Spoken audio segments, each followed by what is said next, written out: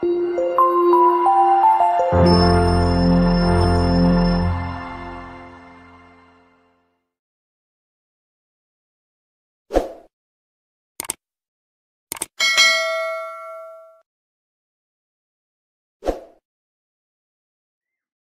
بالله من الشيطان الرجيم بسم الله الرحمن الرحيم السلام عليكم ورحمة الله تعالى وبركاته الحمد لله رب العالمين والصلاة والسلام على أشرف الأنبياء والمرسلين وعلى آله وصحبه أجمعين قال رب اشرح لي صدري ويسر لي أمري واحلل عقدة من لساني يفقه قولي سبحانك لا علم لنا إلا ما علمتنا إنك أنت السميع العليم ولا حول ولا قوة إلا بالله العلي العظيم Alhamdulillah, Alhamdulillah syukur kita kehadrat Allah Subhanahu Wa Taala kerana masih lagi kita diberi ruang dan peluang untuk kita sama-sama meneruskan perbincangan dalam subjek Usuluddin yang mana kali ini kita nak teruskan perbincangan dalam bab hadis bagi tingkatan 4 pada pelajaran yang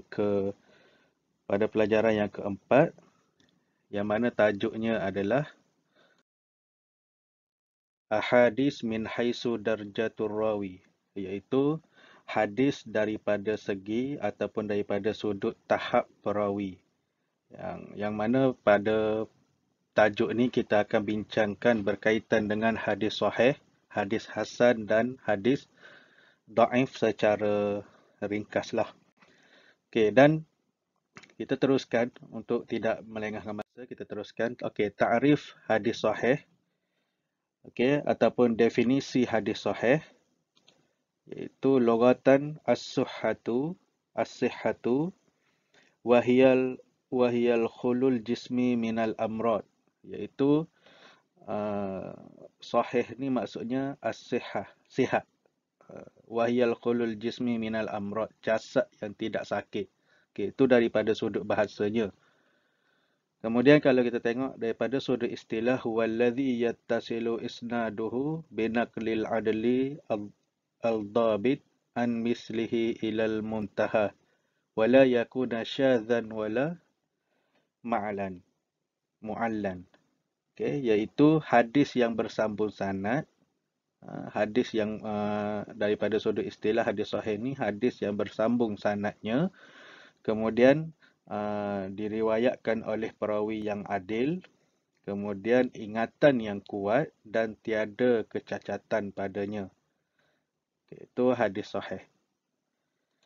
Kemudian hukmuhu yajibul amalu bihi fil aqaid wal ibadat wal muamalat wal ahkam wal fadail wal adab wa ghairiha minal qadaya asy-syar'iyyah. Okey, hukum beramal dengan hadis sahih ni adalah wajib beramal dengan hadis sahih dari segi akidah, ibadah, muamalat, perhubungan, wal ahkam dan serta hukum-hukum, wal fadail, kelebihan-kelebihan ataupun fadilat-fadilat, wal adab, dari sudut adab-adab, wa ghairiha dan sebagainya, minal qadaya asy-syar'iyyah, daripada hukum-hukum syarak. Okey, hadis sahih itu daripada apa yang kita boleh tahu berkaitan apabila kita baca berkaitan dengan ta'rif dia ni, hadis sahih ialah hadis yang bersanad. Maksudnya hadis itu diambil daripada seseorang perawi sehinggalah sampai kepada Rasulullah sallallahu alaihi wasallam. Kemudian sanadnya bersambung. Sanadnya bersambung sehingga kepada Rasulullah lah. Riwayat daripada perawi yang adil, lagi dhabit. Okey, dhabit ini bermaksud ingatannya yang mantap dan meriwayatkan apa yang dia dengar. Kalau dia catatannya itu bagus, ingatan dia mantap, hebat, dan dia riwayatkan apa yang dia dengar tanpa ada pengurangan dan tambahan. Okay. Tanpa ada syaz. Okey, kejanggalan ataupun illah, kecacatan. Tak ada yang janggal dalam hadis dia tu dan tak ada yang uh, kecacatan dalam hadis yang dia riwayatkan. Okey, dan syarat hadis sahih ialah sanad yang muttasil, iaitu sanad yang berhubung. Setiap perawi mengambil hadis yang diriwayatkannya secara langsung. Sanad itu hendaklah menggunakan ungkapan ilmu yakin seperti sami'na, haddatsana, akhbarana dan seumpamanya. Ya, sama ada dia dengar ataupun uh, dia tengok sendiri berkaitan dengan hadis tu. Okey, dia akan guna sami'na, haddatsana, akhbarana dan sebagainya lah.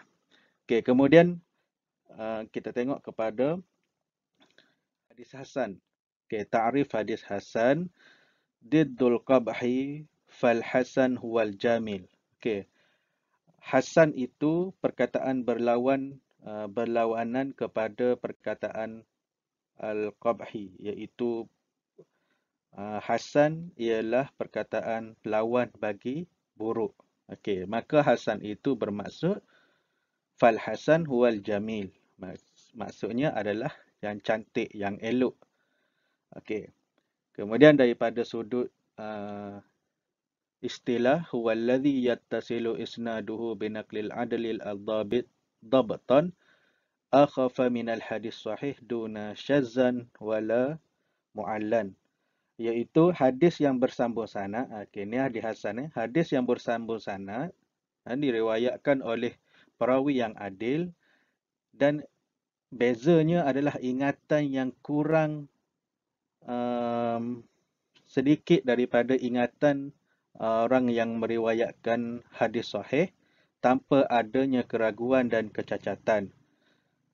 Dia beza hadis hasan dengan hadis sahih ni antara kemantapan untuk mengingati sahaja. Okey. Kemudian hukmuhu yajibul amalu bihi fil aqaid wal ibadah wal muamalat wal ahkam wal fadail wal adab wa ghairiha minal qadaya asy-syar'iyyah kal hadis sahih, iaitu beramal dengan hadis hasan ini ialah wajib daripada segi akidah, ibadah, muamalat, hukum hakam, fadilat-fadilat, kelebihan-kelebihan dan adab-adab dan sebagainya daripada dan apa sahaja daripada hukum-hukum syarak minal qadaya asy-syar'iyyah kal hadis sahih, sebagaimana hadis sahih yang kita bacakan tadi. Okey, kemudian itu hadis hasan. Kemudian kita pergi kepada ta'rif hadis dhaif. Okey, dhaif lughatan diddul quwwah wa huwa sifatul musyabbahatu minal dha'fi. Okey, dhaif daripada sudut bahasa ialah perkataan yang berlawanan bagi perkataan kuat. Dhaif lawan dia kuat. Okey, iaitu sifat yang menyerupai sifat lemah. Okey, dhaif lemah lah kan. Okey, kemudian istilahan huwa ma lam yajtami'u fihi sifatul qubul. Okey, daripada sudut istilahnya, hadis dhaif ini adalah hadis yang tidak memenuhi sifat-sifat penerimaan hadis. Maksudnya dia tak sampai tahap hadis hasan dan hadis sahih. Dia tidak memenuhi sifat-sifat yang hadis yang diterima ataupun tidak memenuhi sifat untuk mencapai tahap hadis sahih. Okay, dan hukmuhu ya'malu bihi fil fadail wal munakib wat targhib wat tarhib wa la ya'malu bihi fil halal wal haram fadlan minal aqaid wa huwa madhhabul jumhur. Okey, hukum beramal dengan hadis dhaif ini boleh beramal dengannya daripada segi kelebihan-kelebihan, daripada sudut fadail, kelebihan-kelebihan, perkara-perkara yang disukai dan menakutkan dan menakutkan. Antara perkara yang kalau macam hadis dhaif berkaitan dengan perkara-perkara yang Nabi suka buat, walaupun tingkatnya adalah tingkatan hadis tersebut adalah dhaif, maka boleh diamalkan untuk diri sendiri, tapi tak boleh berhujah dengannya. Kemudian tidak boleh beramal dengan perkara halal dan haram. Tidak boleh beramal dengan hadis sahih, hadis dhaif berkaitan dengan, kalau perkara tersebut berkaitan dengan halal dan haram, dan perkara-perkara yang berkaitan dengan akidah. Wa huwa mazhabul jumhur, dan ini adalah pendapat daripada jumhur ulama. Okay. Kalau mengikut pendapat Imam Nawawi, hadis dhaif ialah hadis yang tidak menghimpunkan sifat-sifat hadis sahih dan tidak menghimpunkan juga sifat-sifat hadis hasan. Tak cukup sifatnya, sebab tu dia di ranking yang dipanggil hadis dhaif. Dia tak cukup syarat. Okey, hadis yang tidak memenuhi sifat-sifat hadis yang diterima apabila gugur satu ataupun lebih daripada sifat dan syarat-syarat hadis yang diterima. Itu hadis dhaif. Okey, kemudian kita nak tengok kepada al-farqu bainal hadis sahih wal hasan wal dhaif. Okey, perbezaan di antara hadis sahih, hadis hasan dan hadis dhaif. Okey, hadis sahih huwa alladhi ballagha rijaluhu tam ad-dabtu wal hafaz. Okey.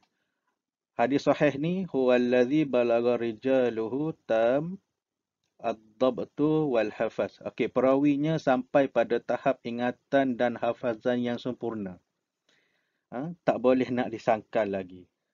Bahawasanya perawinya tu memang hebat hafalannya. Okey, itu hadis sahih. Kemudian yang kedua, anna rijaluhu mausufuna bil hafzi wal itqan wa kamalid dabti duna awham. Okey, perawi hadis sahih ini disifatkan dengan menghafaz dengan penuh teliti serta sempurna ingatannya tanpa kesamaran ataupun bercampur aduk dengan perkara-perkara yang lain. Okey, dan yang qasimu hadis sahih ini yang qasimu ila sahih li dzatihi wa sahih li ghairihi. Dan hadis sahih ini terbahagi kepada dua, sahih li dzatihi dan sahih li ghairihi. Okey, sahih li dzatihi maksudnya dia hadis itu memenuhi syarat-syarat hadis sahih, dan sahih li ghairihi ini hadis yang tidak mencapai tahap tertinggi dalam setengah-setengah syarat, tapi ada hadis-hadis yang lain memperkuatkannya. Itu sahih li ghairihi. Kemudian kalau kita tengok hadis hasan pula, huwallazi dabtu rijaluhu laitsa kamilan. Ingatan perawinya itu kurang sempurna sedikit berbanding dengan hadis sahih. Yang kedua, fihi ba'dul awham wal aghlad fi dabti rijaluhu. Wujud kesamaran dan campur aduk pada ingatan perawi. Campur aduk yang sedikit lah. Kemudian terbahagi kepada yang qasimu ila hasan li zatihi wa husnu li ghairihi. Terbahagi kepada hasan li zatih dan hasan li ghairihi. Okey.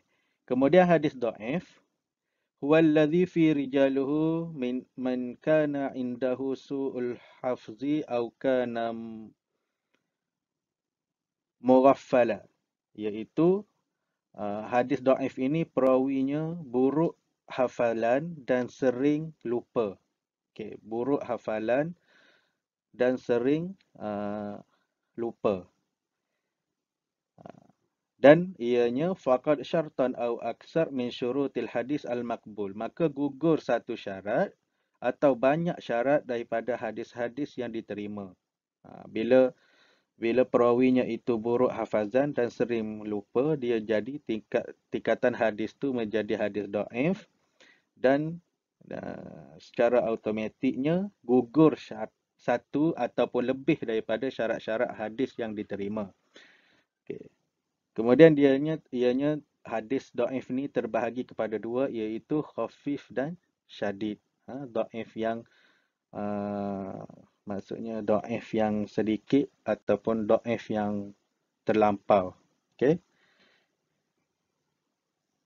Kemudian Kemudian al-hadis min haisul qabul warraddu. Hadis daripada sudut diterima dan ditolak.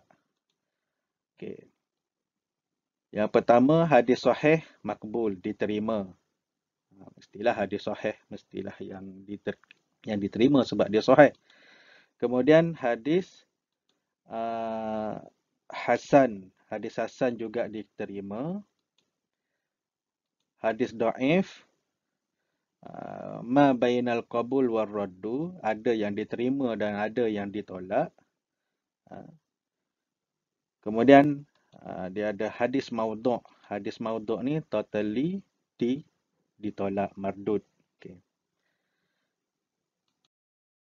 Kemudian syurutul qabul al hadis sahih. Syarat-syarat penerimaan hadis sahih.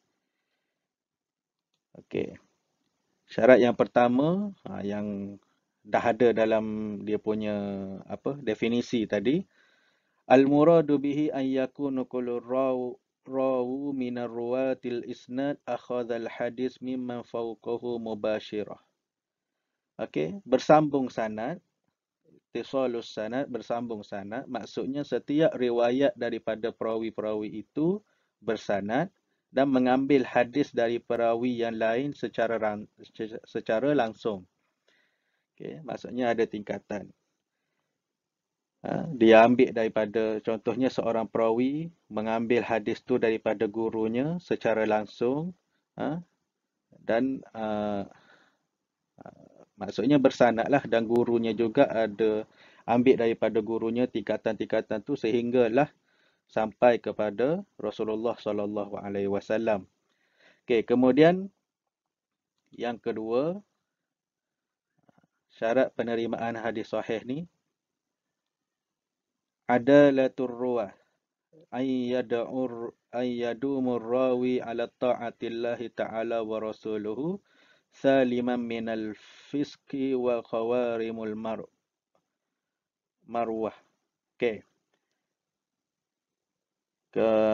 Yang kedua, syarat penerimaannya adalah perawi yang adil. Adil tu maksudnya perawi yang sentiasa mentaati Allah Subhanahu Wa Taala dan tidak fasik dan selamat daripada keaiban dirinya. Okey. Kemudian dhabtur ruwah, an yasma'ur rawi al-hadis min asy-syekh summa yahfizuhu fi sadrihi wa yastakhriduhu mata syaa aw yaktubu min asy-syekh wa yasunu min at-tahrif wa tabdil. Iaitu yang ni secara langsung, perawi mendengar hadis daripada gurunya secara langsung, kemudian menghafaznya dan menjaganya di hati, di dadanya, dan mengeluarkan apa yang dihafaznya pada bila-bila masa, ataupun dia tu menulis hadis yang dia dengar daripada gurunya serta memelihara hadis tersebut daripada penyelewengan ataupun tokok tambah ataupun pengurangan. Maksudnya dia dengar secara langsung daripada guru dia, daripada perawi yang di atasnya, dia dengar daripada guru dia, kemudian dia hafaz ataupun dia tulis dan dia jaganya dengan rapi, jaganya di dadanya. Kemudian apabila diperlukan, dia keluarkan hadis tersebut pada bila-bila masa, serta memelihara hadis tersebut daripada penyelewengan. Penyelewengannya maksudnya pertambahan dalam hadis tu. Matan hadis tu dia tak tambah, dia tak ada mengurangkan matan hadis tersebut. Okey. Dan yang keempat, as-salamatu minal alal, selamat daripada kerosakan, minal ilal. Okey, selamat daripada kerosakan. Alla yakuna fihi sababu ghamadu khafiyun yaqdahu fi sihhatil hadis ma'a anna az-zahirus salamati minhu.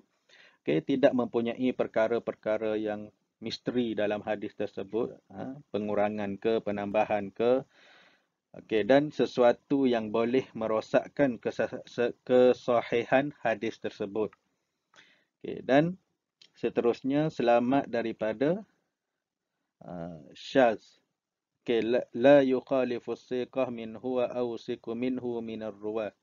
Tidak berlawanan dengan siqah, boleh dipercayai, atau iaitu orang yang lebih dipercayai daripada kalangan perawi. Okey, selamat daripada syaz ni maksudnya tidak berlawanan dengan siqah.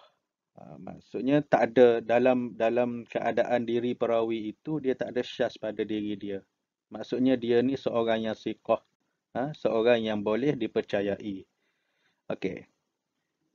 Seterusnya kita tengok syarat syurut qabul al-hadis hasan.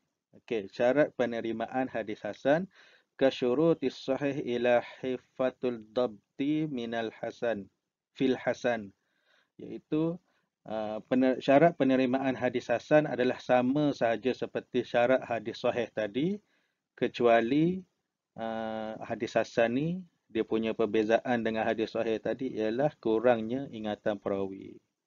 Okey. Kemudian hadis dhaif. Syarat penerimaan hadis dhaif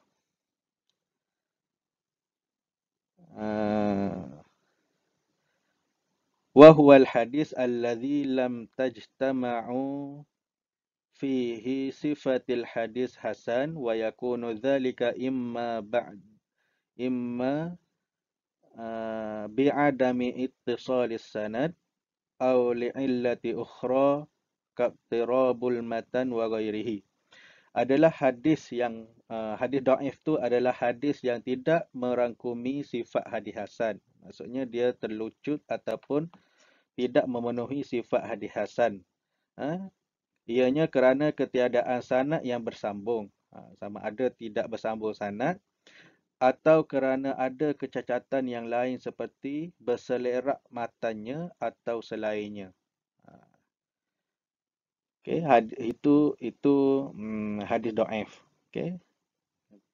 Tak ada hadis dhaif ni dia tak ada sanad yang bersambung ataupun matanya berselerak. Matanya bercampur aduk. Okey. Dan yajuzu ba'dal ulama riwayatihi ahadis ad-dha'ifah wal amal biha bisyurut. Sebahagian ulama-ulama mengharuskan meriwayatkan hadis dhaif dan beramal dengannya dengan syarat. Okey, apa syaratnya? Tengok syarat yang boleh beramal dengan hadis dhaif. Alla yata'allaku bil aqaid ka sifatullah wa ta'ala. Hadis yang syarat boleh diriwayatkan hadis dhaif ni dengan syarat alla yata'allaku bil aqaid ka sifatillah ta'ala. Hadis itu tidak ada kaitan dengan akidah seperti sifat-sifat Allah Subhanahu wa taala. Kemudian yang kedua, alla yakuna fi bayanil ahkam asy-syar'iyyah mimma yata'allaqu bil halal wal haram. Okey, hadis yang tidak menjelaskan tentang hukum-hukum syar'iyyah, hukum-hukum syarak yang berkaitan dengan halal haram. Okay. Kemudian yang ketiga, alla ya'taqidu indal amalu bihi subutihi bal ya'taqidul al-ityaq.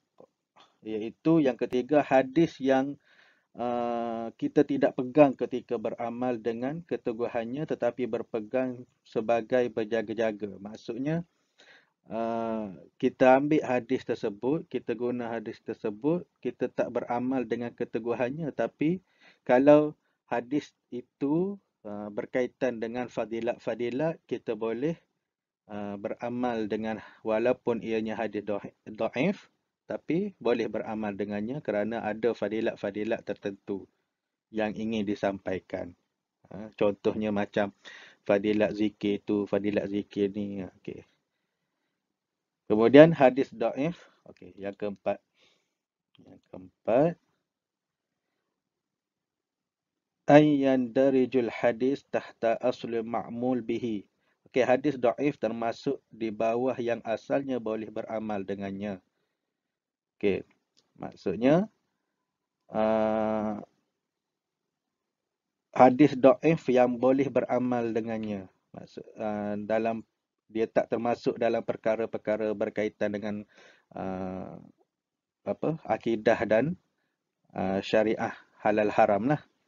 Okay, kemudian yang terakhir, yakuna ad-dha'fi ghairu syadid. Okay. Maksudnya tidak terlalu dhaif, tidak terlalu lemah. Macam mana nak tahu hadis tu terlalu lemah? Kena kaji lah. Kena tengok kat mana sumber diambil hadis-hadis tersebut. Kalau ianya terlalu dhaif, maka tak boleh nak dijadikan amalan untuk diri sendiri. Kalau dia dhaif yang tidak teruk, tidak terlalu dhaif, maka boleh diamalkan. Okay, dan al-hadis maudhu'. Okey, hadis maudhu' ni dia tak ada syarat penerimaan lah. Huwa kullu hadis yang sibu ila rasul kadzban wa ikhtilafan. Okey, ni hadis maudhu' ni hadis yang ditolak kerana setiap hadis yang disandarkan kepada Rasulullah secara pendustaan.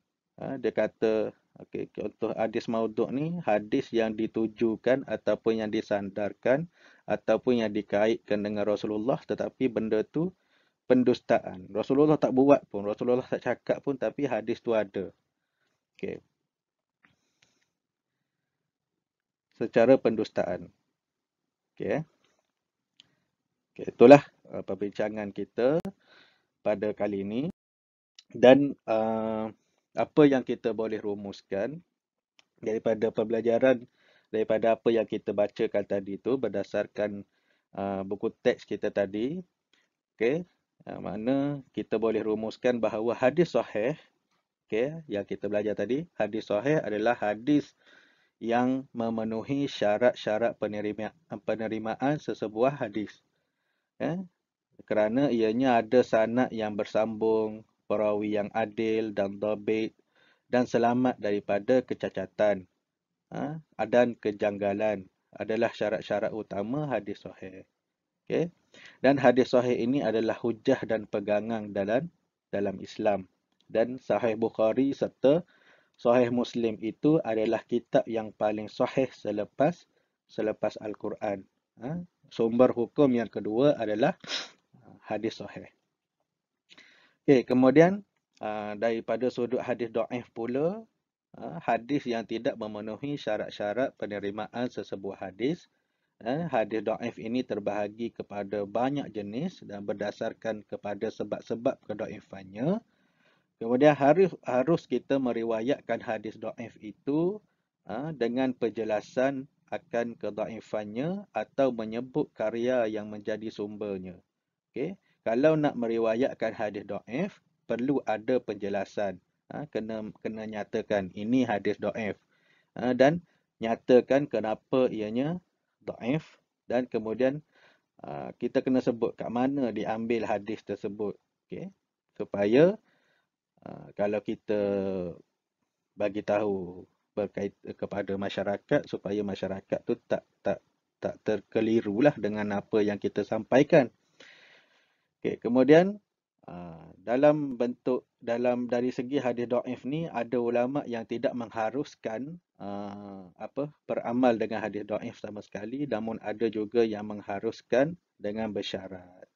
Syarat-syaratnya yang tadi itulah tidak ada kaitan dengan hukum-hukum syarak, tidak ada kaitan dengan hukum-hukum halal dan haram, dan tidak ada kaitan dengan ketuhanan ataupun dengan bab-bab berkaitan dengan akidah, kerana bahaya kalau kita membuat hujah dengan hadis dhaif tapi bercakap tentang ketuhanan dan hukum-hukum. Okey. Dan saya rasa sekadar itu saja perkongsian ataupun sharing untuk kali ini, dan semoga ianya dapat memberi manfaat untuk kita semua sebagai langkah untuk menambahkan ilmu pengetahuan dan sebagai langkah untuk mengulang kaji pelajaran. Dan saya secara rendah hati mohon maaf atas segala kekurangan dalam saya menyampaikan ataupun dalam kita kata macam menterjemahkan je apa yang terkandung dalam buku teks kita ni sebagai panduan untuk saya sendiri dan untuk pelajar-pelajar ataupun guru-guru sekalian. Wallahu a'lam bissawab. Assalamualaikum warahmatullahi taala wabarakatuh.